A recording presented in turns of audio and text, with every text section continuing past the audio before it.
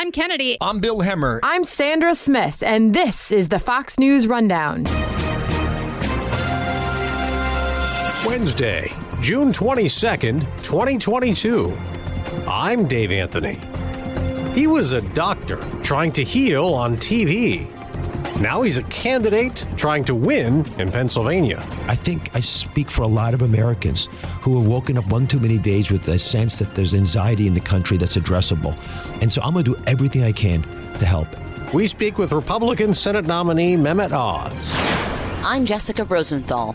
The Southwest is literally running out of water, and federal officials say they may have to step in if people don't start reducing water use on their own. We're reaching the breaking point in our ability to use water and sustain our communities here in the whole southwestern United States. And I'm Colin Reed. I've got the final word in the Fox News Rundown. We're still in the middle of primary season, setting up the 2022 race for Congress that Republicans hope ends with them in power again. If we are able to win a majority, that's how we're able to govern. House GOP leader Kevin McCarthy told Fox Business, if we are fortunate enough to win 35 Republican seats, that would be the largest Republican majority in more than 100 years. But the 50-50 Senate could go either way. One big target for Democrats, Pennsylvania, hoping to replace retiring Republican Senator Pat Toomey. John Fetterman is their candidate, but the lieutenant governor hasn't campaigned since right before winning the primary, when he suffered a stroke, saying back in May with his wife Giselle by his side, it was on Friday. I just wasn't feeling very well, so I decided, you know what, I need to get checked out, so I went to the hospital. I need to get checked out. Because I was right, as always. Now, he is still in the race as he recovers, and ahead in a new poll of Dr. Mehmet Oz, the Republican nominee. It sounds nice, but it actually is a lot nicer because and I was warned about this, in the primary, it's basically character assassination. Dr. Oz won the primary after a recount. You're going up against people you agree with generally, but you have to argue that you're a better person and carry the banner, carry the message. In the general election, which is we're in now, I get to talk about policies. I get to talk about legislative issues. I get to talk about things that are really bothering Americans day in and day out. And these topics we'll get to in the interview, but they're ones that immediately attract everyone's attention. So it's less like being in fifth grade. Okay. And more like being in high school. All right, so you've graduated. Is it like I breathe a sigh of relief? Is it easier? Does it feel different? Do you feel more comfortable now? It's not that it's easier. It is more comfortable. It's what I wanted to do. It's why I went into the arena of politics. I spent my whole life as you speaking to people, trying to connect, making sure the stories that I'm sharing with them elevated them, bringing guests into their lives that could get them to think differently about opportunities and challenges. And in the political world, at least I want to do the same thing. I'm a healer. I'm a doctor. So my goal has always been to empower people, to get them to challenge authority when it made sense, to empower themselves with information. And when you're running in a general election, particularly in a time like this, when there's such clear differences between the far right and the far left, and there's a lot of room in the middle to help people, it's tailor-made for someone like me. And so I enjoy it a lot. I get up in the morning and I don't have to memorize my lines. I know exactly what themes I think are important in the lives of people I'm trying to help. And I can go hard on those topics, and it works for that reason. How hard is it, though, after that fight with those other Republicans, to try to get them on board with you? Absolutely essential, and it has been much easier than I expected. I really thought there'd be hard feelings or folks who are reluctant. Take some time. I mean, David McCormick lost by less than 1,000 votes. That's very close. And imagine being in that situation, yet he was gracious in his concession. He's a professional. He has a future, I think, in just about anything he wants to do. But the ability for him to bounce back from that and to make it clear to everybody in Pennsylvania that the battle happened, we fought hard, but it's over. And now we got to unify around one candidate. First of all, it means the world to me and my effort, but it also means a lot to Pennsylvanians because he put their interests above his own. And, he endorsed me, but he also contributed financially, which is an important additional step, which he recognized would symbolize to everybody. It's time to stop what happened in the primary and move forward. Jeff Bartos, who also was one of my fierce competitors, is one of my campaign co-chairs. Ambassador Sands, Carlos Sands, has done events with me. So it has allowed the party to heal. And when you spend a lot of money hitting each other, it hurts. You leave scars. But like siblings, if you can make up, your bonds are even stronger because we were forged in the same furnace. And now we are laser focused on what is a true, I think, clear and present danger in Pennsylvania, but also to our nation, which is a candidate, John Fetterman, who's far to the left of Joe Biden. Remember, Joe Biden grew up in Scranton. He's a Pennsylvania kid. So more of a blue-collar or old-fashioned Democrat, the people have said. He used to be. I mean, he's moved clearly far to the left of what he thought he would be and what we all thought he would be. And that's sent a clear message a chilling message to a lot of Democrats in Pennsylvania. So you say John Fetterman is farther left, more Bernie Sanders-like. In fact, Bernie Sanders is a specific example. He endorsed Bernie Sanders in 2016. He called Bernie Sanders, together with him, the two most progressive candidates in America. He's endorsed socialized medicine, where you to get rid of private insurance. And it's not something the Pennsylvanians want, but he's also done other things along the way, like arguing for more spending, which in this case, the reckless spending, as you know, is worse than our inflation, but it also represents that you're not willing to make the harsh decisions. You're not willing to own up to the reality that you can't just throw money at a lot of these far left social programs. You actually have to have a game plan, and you have to have an agenda for prosperity.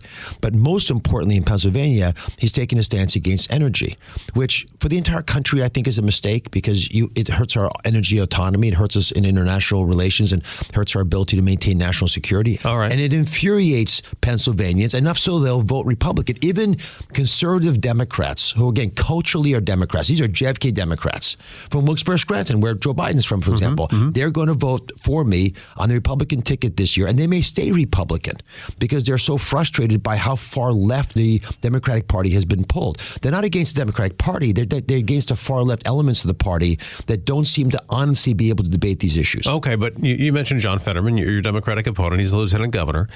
New USA Today Suffolk poll, which I'm sure you saw. He has a 9-point lead over you. And in that same poll, it listed your unfavorability at 50%. So what do you have to do to change minds? What message do you have to do to sell yourself? Well, in medicine, you learn about tincture of time. Sometimes the patient's going to heal just fine on their own. After having had $40 million dumped on my head of negative advertising, Okay. It does tend to drive up your unfavorables. All right. And it also divided the party. So the poll was done literally as soon as the Secretary of State confirmed that I was the candidate. And not surprisingly, a lot of Republicans haven't healed yet from a contentious primary. So that's going to happen naturally. Right, 10% of them, I think, were supporting Fetterman. Yeah, more 20%. Okay. So you have to get their minds back changed. Right, and it's going to happen naturally, especially as Democrats attack me, which they are now. I have two goals right now. Make sure that conservatives, whether they're Democrats or Republicans, understand my family values are their family values, and we have to govern from those values. And I have to remind them that Joe Biden has lurched to the left, in part because he doesn't believe in the innovativeness of Americans. He doesn't believe in the grit that we have. And if you don't believe in the innovativeness and the ingenuity of Americans, then you don't believe in America. And when you have a candidate running opposite me who's further to the left of Joe Biden, it reminds them that this is not a path we're happy with. 75% of Pennsylvanians do not like where this country's headed. So they want change. Who's the candidate of change? Who's the outsider? It's me. John Fetterman is the insider candidate who's already established himself as one who's willing to cripple Pennsylvania businesses, which they have done. And as lieutenant governor, he helped lead that charge. He wants to release 1/3 of all prisoners from our inmates, which is in a time of turmoil where we have a crisis of safe streets in Philadelphia, the biggest murder spree ever in the city's history. Why are you releasing 1/3 of prisoners and arguing against life sentences for murderers? These are things, again, that seem disconnected. In a time when we know that we're having more and more fentanyl drug overdoses and more illegal immigrants, why would you make the border porous, which is what he's argued for, open border plus sanctuary cities in Pennsylvania? So all I've got to do is stand by these realities and smile, and they will naturally gravitate to me. But what I'm going to do most importantly is reach out to every corner of the state. I'm in Philadelphia talking to urban populations. I'm talking to suburban women, groups that historically have shied away from Republican ideas, saying, listen, I love you guys. I care about you. My policies will help you more. Now, Dr. Oz won the primary after an endorsement from former President Trump, who's under a lot of scrutiny by the Democrat-led House committee investigating the Capitol riot. At yesterday's hearing, GOP Congresswoman Liz Cheney put the focus on President Trump's effort to overturn the election by exerting pressure on state officials and state legislatures. Democrat Adam Schiff says that pressure was a dangerous precursor to the violence we saw on January 6th at the U.S. Capitol. But the former president still insists the election was rigged and told a rally in Mississippi on Saturday the probe's fake and phony. We call it the insurrection hoax. It's a hoax because it was not an insurrection. Dr. Oz, like most Republicans, isn't paying much attention. Well, January 6th, there were criminal actions in January 6th, and there's a legal system, and I believe in that legal system's ability to prosecute appropriately people who broke the law, and they should pay the price. If you didn't break the law, you shouldn't. I'd love to see that level of interrogation into what went down January 6th. Okay. But I'll tell you, when you're out campaigning every day as I do, this is not top of mind for Pennsylvanians, whether they're Democrats or liberals. I'm sure there are people who are captivated by this, but they are worried that they can't go on vacation. 70% of Pennsylvanians are changing vacation plans because of energy prices. They're frustrated that they can't have their communities thrive because of ideological issues that block energy, which they know is natural gas, for example, able to be cleanly harvested from the ground and build value in their communities. These are all issues that that's what they're thinking about. Okay, so no one's asked you about the former president, the last year's riot, his involvement, none of that? I get asked about it all the time on media. Okay. Very rarely when I'm sitting in a diner. So people like me are the only ones talking to you about it? Well, yes, and I'm sure people are thinking about it. It's just not the number one thing they're thinking about. What they're really worried about are that day's problems. And again, I'm talking about what the typical conversation you have when you're doing a town hall. And believe me, I'm out there all the time. And I explicitly try to get people on the left and the right together. I mean, again, I'm talking to union leaders. They're not asking me about January 6th. They're saying, what are you doing to make sure that we have a wage that we can raise our families healthy with and pay taxes and build our communities? And what are you going to do about making sure we have jobs? Their existential fear is that by shutting down the energy economy of Pennsylvania, you'll cost them jobs directly. These are the building unions, for example. But in addition, you're going to shut down manufacturing in Pennsylvania. I was visiting a company that builds big distribution centers for like Walmarts of the world. They can't find diesel fuel. It's not about the price, but they actually can't find the fuel. Now, that is a whole different level of crisis. Yeah. That means I actually have to lay people off because we can't go to work. They're paying stipends to help them drive to work. They're not asking me about these other issues about what happened in 2020, especially because I wasn't involved in it. They're asking me, what are we going to do to deal with the clear and present threat that they're not going to be able to run their businesses? When you sit back sometimes and reflect, is it hard to believe what you're dealing with right now? I mean, you were a doctor doing well on television. Here you are in the middle of a race. Half the people are giving you an unfavorable rating. It has to feel different. My wife always wonders why this is so. Maybe my prefrontal cortex is shaped differently. I don't mind criticism. Most of the aggressive criticism isn't about me. It's the person who's angry. And they have a right to be angry. And they direct their anger at me, but that's okay. I could not have lived my life with the blessings my family received from this country. Remember, my parents are immigrants. They were welcomed here. My father's a doctor. He was recruited to come to this country. I could not have lived my life, having done as well as I've been blessed to do, not fighting to make sure our country was healthy. The silver baton my dad handed me in the race of life, I've got to make it just as shiny for my kids and my grandkids. I think I speak for a lot of Americans who have woken up one too many days with a sense that there's anxiety in the country that's addressable. And so I'm going to do everything I can to help. There are many, I believe, who don't realize their voice is that important. It does have an influence. Say what you see, others will do the same. If one person puts their hands up, they'll get shot. We all put our hands up, can't shoot us all. Dr. Mehmet Oz, Republican nominee for Senate in Pennsylvania. Thanks very much for joining us. God bless you.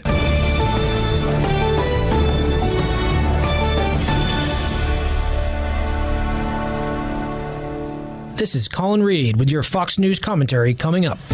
Last August, the Bureau of Reclamation, which is within the Interior Department, issued its first ever water shortage for the Colorado River. 40 million people rely on that river for much of their water supply. The Bureau of Reclamation warned this will likely be an ongoing narrative due to climate change. And last week, Bureau Commissioner Camille Utton told Congress that a huge reduction in water use is now needed. There's so much to this that is unprecedented, and that is true. But unprecedented is now the reality and a normal in which reclamation must manage our systems. A warmer, drier West is what we are seeing today. The Public Policy Institute of California says the Colorado River supplies roughly a third of all water for Southern California cities and suburbs, as well as farms in Imperial and Riverside counties. Southern Nevada, including Las Vegas, gets 90% of its water from the Colorado River. In May, the Arizona Republic reported that the city of Phoenix gets 40% of its water from the Colorado River. And Arizona farmers are already suffering, according to Phil Bashaw, CEO of Arizona Farm Bureau Federation. You're talking about multiple multi-generational farmers, folks that have had these farms in their families for many, many years, and they're concerned. I would anticipate additional resources being needed to mitigate the impacts of the drought and the cuts that we'll have to take along the Colorado River if those cuts get deeper. Now, Lake Mead, the nation's largest reservoir on the Colorado River, is shockingly low. The intake valve is showing. And when the Bureau of Reclamation Commissioner announced the amount of cuts needed to avoid catastrophe, water officials were concerned, to say the least. The commissioner's announcement Tuesday was, I think, stunning to those of us who work on and think about and depend on the Colorado River. John Fleck is writer-in-residence at the Utton Center at the University of New Mexico School of Law. That is a huge volume of water that we need to reduce. And it's going to be really difficult to get there, but it's also this really frank recognition of how bad the situation is that we're in, how empty the reservoirs are, the combination of drought with warm temperatures, with climate change layered on top of it. We're reaching the breaking point in our ability to use water and sustain our communities here in the whole southwestern United States. We actually have some visual evidence, right? That intake valve at Lake Mead being the country's largest reservoir. You can actually see it now. And we do know that there are lower intake valves that have been created in preparation of this because many saw it coming. But Lake Mead dropping rapidly at 28% capacity. Lake Powell's much lower as well. And to be specific about the amount of cuts the Bureau is talking about, the commissioner said 2 to 4 million acre feet. 1 acre foot is roughly 326,000 gallons of water. So when you say that you were stunned, I can't even wrap my mind around that amount. I mean, I'm thinking like an ocean's worth. Yeah, it's so hard to make sense of it, how many Olympic swimming pools or, right. But the bottom line is that we in the Western United States for a long time have been living on bonus water, surplus water, the extra water in these reservoirs from wet periods in the past. And we can't do that anymore. And so to translate that into the lives of people, this means the cities that depend on the Colorado River are just going to be browner. We're going to have fewer lawns and fewer trees. And the farm communities that depend on the Colorado River's water, there will be less irrigated land in those farm communities. There's just no way around this. We're using too much water and we need to scale back. And this has been a problem for a long time, but climate change is making it worse. When they say 40 million people rely on water from the Colorado River, does that include farmers? And that's not 40 million people, their entire water source is from the Colorado River, right? There are other sources. Right. So that's 40 million people who get at least part of their water supply from the Colorado River. So we can take my community of Albuquerque, New Mexico, as an example. We have available water from the Rio Grande. We have available water from groundwater that we can pump out of the aquifer, and we have imported Colorado River water that we bring through a series of dams and tunnels. So when we lose our Colorado River supply, and it's going to be very scarce this year, we go to other sources of groundwater. If you're in a city like Los Angeles and San Diego, you have water from a number of sources. The Colorado River is one of them. But this is 40 million people in 7 states in the United States and 2 states in Mexico, and 5 million acres of irrigated farmland across the western United States and down into Mexico that depend for at least a part of their supply on the Colorado River. And remember, all the other supplies that we depend on, they're shrinking too.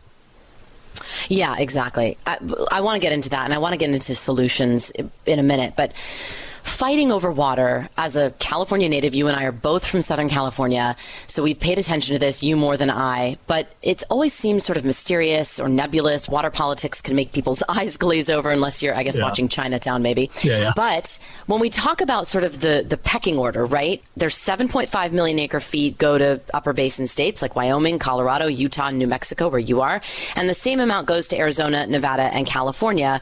1.5 million acre feet goes to Mexico. But within all of that, there are like water rights. There's senior water rights, junior water rights. California, due to negotiations over the years, gets more of this water than Arizona does. And so those first cuts, when we talk about cutting, those first cuts go to, like, at least in the lower basin states, go to Arizona, right? And we're already hearing from farmers about that, right? Yeah. So we have this very complex pecking order for the distribution of water. So what we've seen, because the farm communities have the highest priority rights, but the urban communities have a need for reliability of supply, what we've seen is these collaborative relationships, not really fighting. I mean, there's some conflict involved, but these collaborative relationships where the cities will compensate farm communities for reducing their use. You know, cities will help pay for more efficient irrigation systems or pay a farmer to fallow a field, meaning not plant completely. And that conserved water then can ensure the reliability of the city's supplies. And, you know, in most cases, the city's uses are actually going down, right? Municipal water conservation in the Colorado River Basin is an amazing success story. So it's not like the cities are just hogging more and more water. Everybody's using less. It's just that the available supply is going down even faster. Right. John, the Bureau of Reclamation Commissioner told Congress last week they are choosing right now to act as a partner to states and water districts and farms, but they warned they could act unilaterally. What does unilateral action at the federal level look like? First of all, an important point. We have seen in the history of Colorado River Basin governance over the last 20 years this same pattern. The federal government has to threaten, and then the states fall into line and come to an agreement and figure out how to share a shrinking water supply. I expect that to be what happens again this time. The federal government has a number of legal authorities that would allow them to reduce the amount of water that they release from Lake Mead for farms and cities downstream. They have the legal authorities to do that. They would prefer not to, but at some point, they're finding dead bodies in Lake Mead. It's low. At some point, the federal government has to step in and be the adult in the room and say, you all are not doing enough voluntarily. We need to protect the long-term viability of this system with some more immediate and more extreme short-term cuts than you all have been willing to do voluntarily. But should the flip side of that be some other solutions? Like if you're going to sign a bipartisan infrastructure law, should some of that money go to increasing water storage, especially if we're hearing that it's going to be less snow, more rain? Should there be discussions about alternative solutions? Like what should the discussion be in terms of solutions going forward? Sure. I would say all of the above. We are going to spend money to build desal plants along the coast, more of them than we've ever done before. We are going to build, in cases where it makes sense, more storage. We are going to get better at storing water underground, spreading storm water. We're going to do all of those things, but that doesn't yield enough water to solve the real problem. And there's a bunch of money in the infrastructure bill to work at some of those problems. But the scale of the shortfall of water in this system on the Colorado River, here in the Rio Grande, those shortfalls are so great that there is no concrete and pipe fix for it. It's about using less water ultimately. Using less water. Even some who know to do this and have done it successfully before struggle. Just this year, Californians increased their water use at one point despite pleas to cut. And it's on the minds of water educators like Laura Ramos at the California Water Institute at Fresno State University. You know, I think people are still learning what a mega drought means, what it means to be in a drought, and what it means and how it affects you or you as an individual, because the drought is affecting the environment, agriculture, and communities. And so when the governor says reduce water, I don't know that everybody in a home knows how much water they really use and what is it. You know, I know that I turn on my dishwasher and I know that I do this many loads of laundry and this is how much water I put in my grass, but I don't know that everybody knows exactly how much that means. So to them, they could be thinking that they are reducing the amount of water usage, but in the total, it might not be. So I think it might take a couple of months for people to realize how much water we use on a day-to-day basis. There are other sources, there are other solutions, but it's not going to be one solution. It's going to have to, because the drought is so big and it's affecting so many different areas, it's going to have to be a plethora or a buffet of all of the different solutions. It's going to take water treatment plants, this new infrastructure. It's just not going to be one solution. But also including in some of those solutions is not just the infrastructure and the tangible things, but the working together between all of the different stakeholders that use that water. So it is farmers working with communities, working with legislators, working with environmental advocates, and all of them coming together so that we can say it's one water and not just water for ag or water for people. It is water for California, water for the United States. It's water for everybody, and learning to work together to divide that pie or work together towards solutions. But are you hearing policy-wise of anything concrete? When you think of concrete policy solutions that are happening right now or that are being talked about right now, are there any? Yes, there are. There are actually some. You mentioned earlier subsidence, or that the land is shrinking or sliding down due to groundwater recharge. There are 2 points in our biggest canals, the Delta Mendota and the Frank Kern Canal, that have what we call pinch points. So the canals move water through gravity, but if the ground in a higher end sinks, now the angle at which that water moves is no longer there. And so those canals are not able to move as much water as they were meant to. And so there is current legislation and funding to fix some of those pinch points in the canals, because they were only moving, I think, 50 or 60% of the water they were made for. So there are some that are going to help short term, and then there's need for longer term solutions. Laura Ramos, thank you so much for your time. Thank you.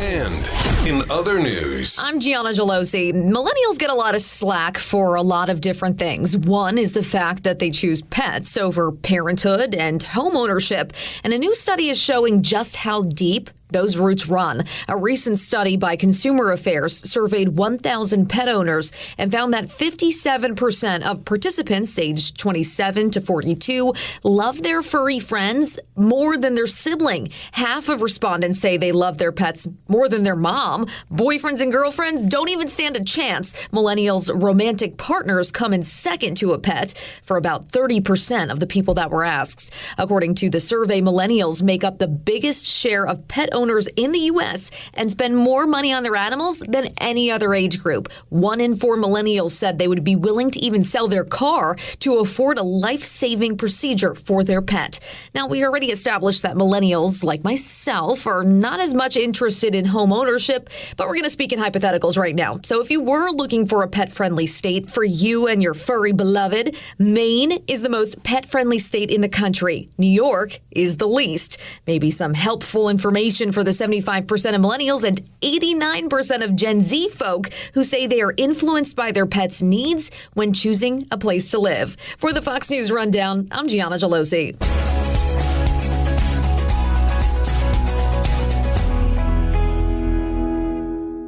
from the Fox News Podcasts Network. In these ever-changing times, you can rely on Fox News for hourly updates for the very latest news and information on your time. Listen and download now at foxnewspodcast.com or wherever you get your favorite podcasts. Rate and review the Fox News Rundown on Apple Podcasts or wherever you listen. It's time for your Fox News commentary. Colin Reed. What's on your mind? Like tsunamis in the ocean, political tidal waves form after a seismic interruption, something there has been no shortage of in Joe Biden's America. It's ironic for the man who promised a return to normalcy. On Biden's watch, words like inflation and supply chain have gone from esoteric terms in academic textbooks to daily problems around kitchen tables. Everyday necessities have become unaffordable or unavailable. Against that backdrop, voters will head to the polls in less than 5 months to render judgment on the Biden administration. The first midterm is never fun for the party in charge, but this one looks like a 5-alarm fire. Here are 5 reasons why. First, Biden's support among Hispanics, a voting bloc he carried by a 2-to-1 margin in 2020, is cratering. While this trend isn't new, a Quinnipiac University poll earlier this spring showed his approval rating among Hispanics at just 26%. With illegal border crossing apprehensions hitting new all-time highs, turns out voters are looking for a new direction. Second, gas prices are soaring, the administration is out of answers, and no relief is in sight. It would be a politically deadly combination heading into any summer driving season, even more so for a country yearning to travel post-lockdown. Instead of solutions, Biden and crew continued to borrow a page from the Elizabeth Warren playbook by demonizing the private sector. Third, the inflation Biden and crew dismissed as transitory has come roaring back. On the heels of last week's 8.6% uptick, the Federal Reserve announced its most aggressive interest rate hike in nearly 3 decades. Remarkably, Biden remains in denial about inflation, dismissing concerns as, quote, lies about reckless spending. Fourth, Biden has lost the ability to scare voters. His dire warnings about, quote, MAGA Republicans do not pack a punch when the stock market has shed $11 trillion and taken retirement accounts with them. Finally, and perhaps worst of all, doubts about Biden's age and ability are no longer related to his partisan critics. Even his fellow Democrats are openly musing about the next chapter. Stating the obvious, former Obama advisor David Axelrod raised eyebrows when he described Biden's age as, quote, a major issue. The embattled White House press office is already fending off questions about Biden's reelection prospects. The succession jostling has already begun, which ironically may be Biden's saving grace. Any list of would-be standard bearers consists of the retreads, Democratic Senators Amy Klobuchar and Cory Booker, the extremes, like U.S. Senators Warren and Bernie Sanders, or Representative Alexandria Ocasio-Cortez, or those associated with the failures of the current administration, such as Vice President and border czar Kamala Harris, or Transportation Secretary and Supply Chain Guru Pete Buttigieg. For all the ink spilled on the future of the GOP, it turns out the Democrat bench is utterly devoid of talent. That's not exactly a compelling message to carry into battle, but it might be Biden's bet to shore up support from wavering Democrats. I'm the only chance you've got. Less than halfway through his first term, the man who came into office having received the most votes in history and relishing comparisons to FDR and LBJ is a walking lame duck. And that's before the political tidal wave hits the shore. I'm Colin Reed, a Republican strategist, former campaign manager for Massachusetts Senator Scott Brown, and co-founder of South and Hill Strategies. You've been listening to the Fox News Rundown. Stay up to date by subscribing to this podcast at foxnewspodcasts.com. And for up-to-the-minute news, go to foxnews.com. Jason in the House, the Jason Chaffetz podcast. Dive deeper than the headlines and the party lines as I take on American life, politics, and entertainment. Subscribe now on foxnewspodcasts.com or wherever you download podcasts. Love Fox News? Click the subscribe button to get more of the news and opinion you trust. And click the Fox News Rundown playlist for the latest episodes.